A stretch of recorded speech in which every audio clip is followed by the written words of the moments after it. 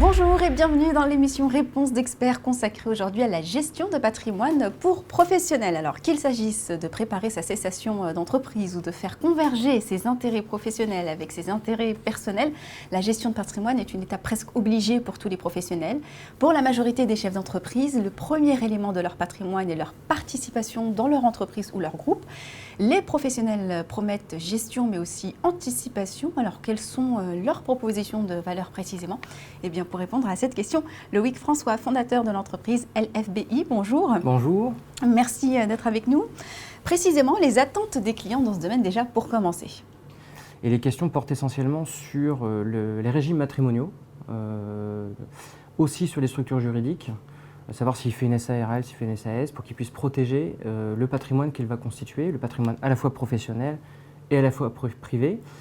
Et ça permet aussi de protéger toute sa famille et tout son entourage. La deuxième partie, c'est toute la partie développement de son activité. Donc, dans le développement de son activité, là, les principales interrogations sont toujours liées à son patrimoine et à la gestion de son patrimoine. Dans cette période de croissance, il y a toute une approche stratégique, de savoir si ils doivent plutôt faire une croissance externe, faire des acquisitions, est-ce qu'ils doivent faire une croissance verticale, horizontale, est-ce qu'ils doivent créer une holding ou pas créer une holding, est-ce qu'ils doivent séparer des branches d'activité aussi. Et tout ce développement de patrimoine-là, ça peut impacter immédiatement son patrimoine professionnel, son patrimoine privé. Aussi tous les aspects sociaux. Est-ce qu'il doit impliquer une personne? Est-ce qu'il ne doit pas impliquer une personne dans son activité? Et toutes ces questions-là, le gestionnaire de patrimoine doit apporter ses réponses et doit apporter ses conseils aux chefs d'entreprise. L'approche stratégique est vraiment importante. Dans la dernière phase de l'activité du chef d'entreprise et de sa vie de chef d'entreprise, c'est notamment la cession et la transmission de son entreprise. Et je pense que leur attente, c'est vraiment un accompagnement global sur la transmission de l'entreprise, la valorisation de l'entreprise, la valorisation des titres, la valorisation du fonds, et de savoir si il faut vendre les titres, vendre le fonds, si j'ai suffisamment d'apports, si j'ai suffisamment de comptes courants d'associés, suffisamment de fonds propres pour faire cette croissance et faire cette transmission. Et c'est vraiment les grandes interrogations du chef d'entreprise auprès du gestionnaire de patrimoine. Alors aujourd'hui, vous êtes le fondateur d'une entreprise qui s'appelle LFBI. Finalement, oui. Sa vocation déjà dans ce contexte et finalement aussi votre proposition de valeur dans un secteur hyper concurrentiel aujourd'hui. Oui. Alors notre proposition de valeur aujourd'hui, ce que j'aime bien dans une proposition de valeur, c'est bien l'aspect valeur. Aujourd'hui, nous, on accompagne vraiment le chef d'entreprise dans la transmission de ses valeurs aussi. On oublie souvent ce concept-là parce qu'on parle d'argent tous les jours et on pourrait se dire que l'argent est une fin en soi. En fait, ce n'est pas ça du tout. Aujourd'hui, je pense que le chef d'entreprise, quand il veut transmettre ses valeurs, il transmet son entreprise, certes, c'est du matériel, c'est de l'argent, c'est du financier, mais la priorité pour lui, en tant que leader et en tant que chef d'entreprise, c'est de transmettre ses valeurs. Et ce qui est important, c'est ça. Et nous, on l'accompagne pour ça. Voilà, on l'accompagne vraiment pour transmettre ses valeurs, ses richesses à ses équipes et puis à tout le monde, puisqu'au final, un leader, il fait ça, il transmet ses valeurs. Et donc c'est ça qui est notre richesse. Pour accompagner en fait l'ensemble des interrogations de nos chefs d'entreprise, on pratique 4 métiers, réellement 4 métiers réglementés qui sont le conseil en gestion de patrimoine, le conseil d'affaires, l'intermédiation aussi en assurance pour accompagner et protéger en fait le patrimoine des professionnels. Et les métiers de l'immobilier. Et ça, c'est vrai que c'est un métier aujourd'hui qui se développe très très bien. On a toutes les solutions possibles en immobilier en France. Le marché est plutôt stable et rentable et les demandes viennent de partout, autant des chefs d'entreprise français que des chefs d'entreprise étrangers. Aujourd'hui, nous, on parle 4 langues au cabinet. On parle français évidemment, l'anglais.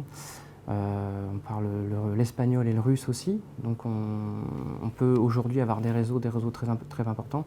Notre vision de notre activité, elle est très claire. En fait, nous voulons respecter et nous voulons accompagner toutes les valeurs collectives de nos chefs d'entreprise parce qu'on pense tout simplement que c'est ce qui va permettre à tout le monde d'être meilleur demain, chacun de nous, mais aussi toutes les générations à venir. Alors, vous avez 20 ans d'expérience et aujourd'hui, au travers de votre entreprise, vous commencez à vous déployer à l'international, c'est-à-dire à proposer vos solutions aux étrangers qui souhaitent investir en France. Comment ça se matérialise concrètement ? Une fois qu'on a mis nos offres sur les réseaux, ils nous contactent directement et on peut leur proposer toutes les solutions. Je pense que la mondialisation aujourd'hui et les nouveaux outils digitaux sont vraiment des outils intéressants qui ouvrent et qui donnent de belles opportunités. Il ne faut pas les louper.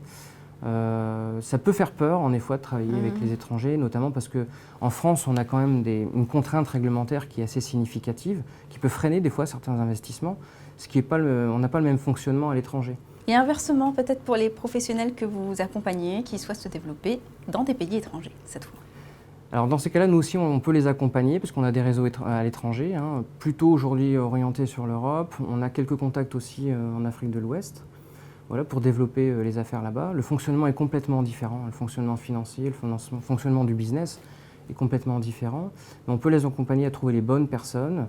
Il y a certains organismes publics aussi qui accompagnent ces développements à l'étranger, toujours parce que ce marché est plutôt stable et qui se disent toujours un jour je reviendrai de toute façon vivre en France. Ils investissent des fois dans les locaux là-bas, mais dans tous les pays, ce n'est pas toujours le cas. C'est un peu compliqué dans certains pays d'être propriétaire à 100% et des biens immobiliers et de l'entreprise. Mais il y a toujours des solutions d'accompagnement pour pouvoir le faire. Vos projets et perspectives d'avenir aujourd'hui? Il y en a beaucoup. On a beaucoup de projets en cours en ce moment. On fait nos promotions immobilières nous-mêmes, c'est-à-dire qu'aujourd'hui on construit des maisons qui sont complètement adaptées aux personnes à mobilité réduite. On est sur des belles constructions, plutôt en bord de mer. On a aussi l'intention de développer les réseaux avec les écoles spécialisées pour trouver des repreneurs de qualité. Et on a beaucoup de demandes pour acquérir des sociétés aujourd'hui. Le problème, c'est que ce n'est pas forcément le profil qu'il faut pour reprendre cette affaire, par exemple. Et donc dans ces cas-là, il faut, je pense, qu'il faut travailler et aller chercher les compétences là où elles sont. Merci d'avoir été avec nous. Je vous en prie. Merci à vous de nous avoir suivis dans Réponse d'experts. On se retrouve bientôt sur Objectif Patrimoine. À bientôt.